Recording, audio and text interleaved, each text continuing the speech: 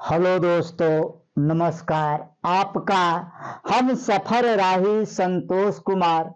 मैं आपको चाहत को जगाने के लिए, चाहत के अंदर आग सुलगाने के लिए मैं कुछ तीन ऐसे शब्दों पर मैं आज विचार करेंगे जिनका नाम है अहम, वहम और शर्म। मैं इस पर विचार करेंगे, विचार मंथन करेंगे। कृपया कर वीडियो को लास्ट तक बने रहें। चैनल को सब्सक्राइब नहीं किया है तो चैनल को सब्सक्राइब कर दें, बेल आइकन की घंटी को प्रेस कर दें ताकि जब भी कोई वीडियो डालूं तो आपके मोबाइल में सबसे पहले आ जाए। तो चलिए मैं शुरू करते हैं। तीन ऐसे कुछ शब्द हैं जो हमको विचलित कर देते हैं, जिनका नाम है फर्स्ट स्टेप अहम। अहम यानी अहंकार।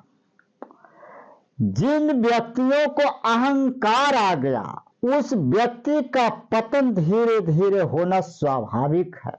जिस मनुष्य को अहंकार उत्पन्न हो गया तो वह स्वयं अपने पतन का दरवाजा खोल दिए। इसको मैं एग्जाम्पल से समझते हैं। रावण और विभीषण ये रामायण का एक अलौकिक पाठ है जो इससे हम लोगों को शिक्षा मिलती है कि अहंकार करने का नतीजा क्या होता है, अहंकार शरीर में उत्पन्न होने से क्या इससे हानि पहुंचते हैं और कैसे इससे मैं दूर भी हो सकता हूं। रावण को ले लीजिए। रावण को मन में अहंकार आ गया कि हमसे कोई बड़ा बलवान है ही नहीं धरती पर, आकाश में सीढ़ी लगा देने और अपने साथ रावण के जितने भी सेना उनके अहंकार के पतन के दरवाजे में वो समा गए। दूसरे तरफ विभीषण को ले लीजिए। उनके मन में सादगी जीवन विचार यापन करने वाले अहंकार को त्याग दिए, भाई को त्याग दिए, सारे लंका वासियों को त्याग करके अहंकार से दूर हो करके सादगी जीवन में प्रभु श्री राम के चरणों में समर्पित हो गए। आज उनका जीवन धन धन है। आज उनकी जीवन की जय जयकार होते हैं। तो अहंकार कभी भी जीवन यापन में नहीं पालना चाहिए।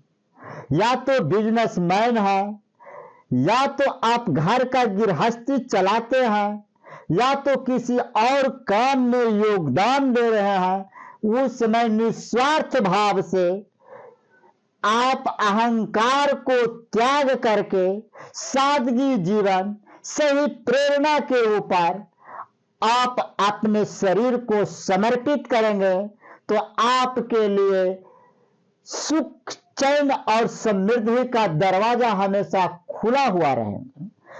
सेकंड स्टेप है वहम। वहम यानी भ्रम। मन में भ्रम फैला लेना, मन में भ्रम पैदा कर देना, ये भी एक बहुत बड़ी इंसान की कमी है। कुछ लोगों को तो ऐसा भ्रम हो जाते हैं जिसको सोचते हैं तो लगता है कि जिंदगी में कुछ नहीं है।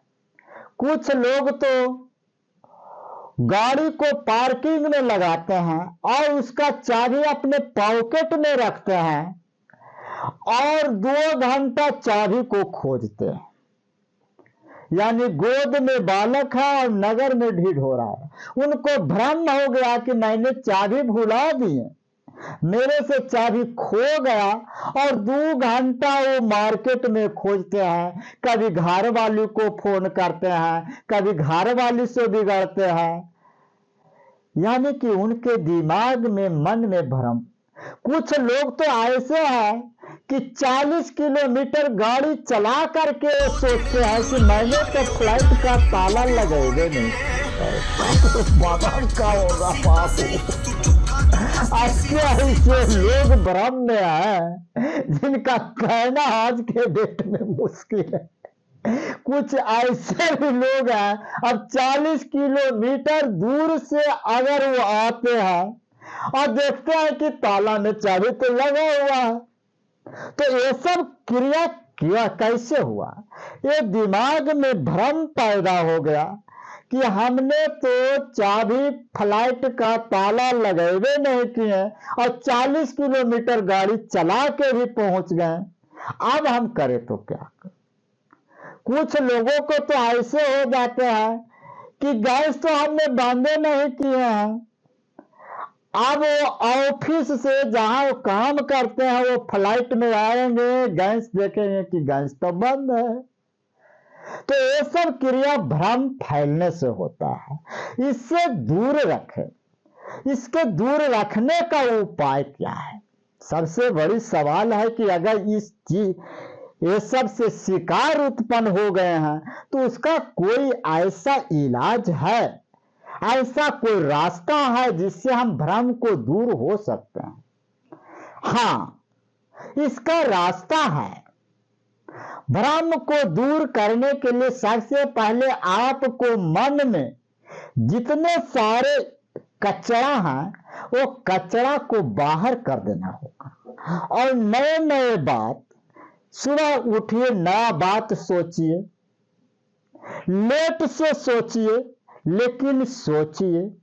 अगर आपकी डर हमेशा बनी हुई रहती है कि हम फ्लाइट का ताला बंद नहीं करते हैं, अब निकल जाते हैं, तो आप इसका एक रास्ता है, आप कुछ दूर चल के जाइए, 10 कदम 20 कदम दूर जाइए और वहां से फिर दोबारा लौट जाइए और फिर उसको ताला को बंद कीजिए। अगर इस क्रिया को अगर आप करते हैं तो 4 से 5 दिन में आपकी ये भ्रम तो दूर हो जाए। मैं ऐसे नहीं कह रहा हूं प्यारे बंधु, मैंने इसको एनालिसिस भी कर चुके हैं और इसका मैं प्रैक्टिकल भी कर चुका हूं। मुझे भी भ्रम का शिकार हो गया था, तो मैंने इसी तरह से मैंने सारे भ्रम को मैंने दूर किए, आज मैं अच्छी तरह से रह रहा हूं। इसीलिए मन में भ्रम पैदा कभी होने मत दीजिए। जहां भ्रम वाली बातें हो रही है वहां एक कान से सुनिए और एक कान से निकालिए, जैसे आपके वीर महापुरुष महात्मा गांधी करते थे। खराब बात की महफिल में चले जाते थे, महफिल से उठना भी नहीं चाहते थे ताकि लोगों को शक पैदा न हो कि हमको से महात्मा जी हमसे नाखुश हैं। तो उसके लिए आप सुनिए और एक कान से निकाल दीजिए। आपके जीवन में कभी भ्रम इसमें अटकवे नहीं करेगा, तो कभी यह भ्रम में फैलवे नहीं कीजिएगा, आपके अंदर कभी भ्रम पैदा होगा ही नहीं। चलिए, आपका लास्ट स्टेप है शर्म। शर्म शर्म बहुत बड़ी चीज है।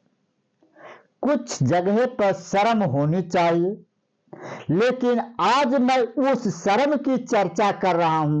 आज मैं उस शर्म पर विचार उत्पन्न कर रहे हैं जिस शर्म को किए तो खो गए। क्या कहेंगे लोग, ये सबसे बड़का रोग। हमरा तो शादी इंजीनियर के बेटी से हुई है, हम छोटा बिजनेस करेंगे, रोड पर इसको माल बेचेंगे, ये बड़ा रोग उत्पन्न हो जाता। ये ज्यादातर आपको मिडिल क्लास के फैमिली में देखने को मिलते हैं। ना आगे बढ़ने के लिए उनके पास पर्याप्त पूंजी हो पाते हैं, न छोटे मोटे काम करने के लिए कभी दिमाग में सोचते हैं। उसके पीछे एक बिलीव बन जाते हैं कि लोग क्या कहेंगे, परिवार वाले क्या कहेंगे, रिलेशन क्या कहेंगे, मेरे दोस्त क्या कहेंगे, मेरे गर्लफ्रेंड क्या कहेंगे। कुछ लोगों को तो और डर बन जाती है कि परिवार कहे तो कहे, लेकिन गर्लफ्रेंड अगर जान जाएगी तो हमको से वो नाखुश हो जाएगी। कुछ लोगों को इस डर से भी छोटा बिजनेस को नहीं स्टार्ट कर पाते हैं और लंबा समय चले जाते हैं। इसीलिए कहा गया है 20 बरस में विद्या और 50 बरस में धन, कमाया सो कमाया माया मोह बाजार के, फिर 60 बरस में नाती पोती। यही है संसार का प्रीति का रहस्य। इस बात को आप बहुत बढ़िया से अगर इसको विश्लेषण करेंगे तो आपका बहुत बड़ा अर्थ निकलेंगे। इसको आप मन में इसको 5 बेरा रिवीजन करके इसको सोचिएगा और दिल पर हाथ धर के सोचिएगा ये क्या चीज है। 20 वर्ष में विद्या, जिस स्टूडेंट को 20 वर्ष में पिलर मजबूत नहीं हुआ तो मैं उम्मीद करता हूं कि आगे वो कुछ नहीं कर पाएंगे एजुकेशन लाइन में। जो 50 वर्ष में पैसा कमा नहीं पाए वो 60 वर्ष में पैसा नहीं कमा पाएंगे, क्योंकि 60 वर्ष के एज में आपके परिवार का, फैमिली का ऐसा एक जाल बन जाएंगे, उस जाल के माया मोह से आप निकल नहीं सकते हैं। इसीलिए कहा गया है 20 वर्ष में विद्या और 50 वर्ष में दान। यही है माया मोह बाजार का, नाती और पोते को सेवा में लग जाइएगा। कहा गया है प्रिय बंधु जी, प्रिय मित्रों जी और हमारे चैनल पर जितने भी सारे नए दर्शक गण हैं, या तो मिडिल क्लास से फैमिली से बिलोंग करते हैं, या तो लो क्लास से फैमिली से बिलोंग करते हैं, या तो हाई क्लास फैमिली से बिलोंग करते हैं।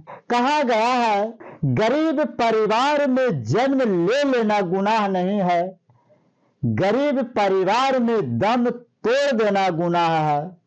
आप इस रास्ता पर ना चल करके अच्छे रास्ता पर तलाश करें, अच्छे अच्छे पॉजिटिव बात सीखें, उस पर विचार करें और अपने कामों पर तहे दिल से सच्चे प्रेमी बन करके उस पर काम को करते हुए रहें।